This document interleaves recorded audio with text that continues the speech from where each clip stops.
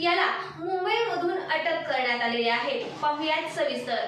YMDC येथे झालेल्या गोळीबारातील फरार झालेला संशयित आरोपी अक्षय नंदकुमार निकम राहणार रविवारपेठ वाई याला पोलिसांनी मुंबई येथून ताब्यात घेतले आहे।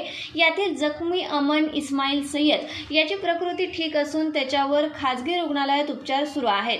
अमन व अक्षय यांच्या पूर्ववैमनस्यातून ही फायरिंग झाल्याचे प्राथमिक तपासात निष्पन्न झाले आहे।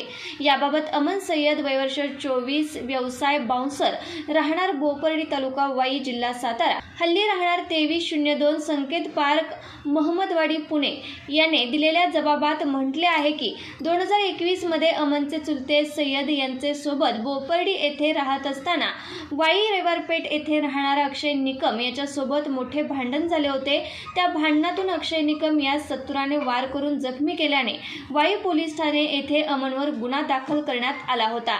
सदरचा गुन्हा न्यायप्रविष्ट आहे। सदर गुन्ह्यामध्ये दिनांक 24 जून 2024 रोजी सुनावणी असल्याने वाई न्यायालयात हजर राहण्याकरता अमन बोपर्डे येथे चुलत्यांच्या घरी मुक्कामी आला होता। MIDCतील चांदणी चौकातील कट्ट्यावर सायंकाळी 7:30 वाजण्याच्या सुमारास तो गप्पा मारत बसला होता। यावेळी समोरून अचानकपणे एका इसमाने त्याच्यावरती पिस्तूल रोखून गोळीबार केला। सदर गोळी त्याच्या उजव्या हातात मनगटास लागली। त्याने पळून जाण्याचा प्रयत्न केला। त्या गडबडीत तो खाली पडल्याने त्याच्या गुडघ्यास खरचटले। त्यानंतर त्याने मित्राला फोन करून बोलावून घेतले। त्याच्या मित्राने त्याला खासगी रुग्णालयात उपचारासाठी दाखल केले।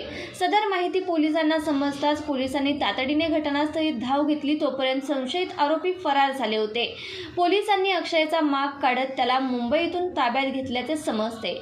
अक्षय नंदकुमार निकम राहणार रविवारपेठ वाई हा अनिकेत उर्फ बंटी नारायण जाधव राहणार भुईंज तालुका वाई हल्ली नागपूर जिल्हा कारागृह याचा मित्र असून या घटनेत बंटी जाधवचा काही संबंध आहे का, गुन्ह्यात वापरलेले पिस्तूल कोठून मिळवले याचा तपास सुरू आहे।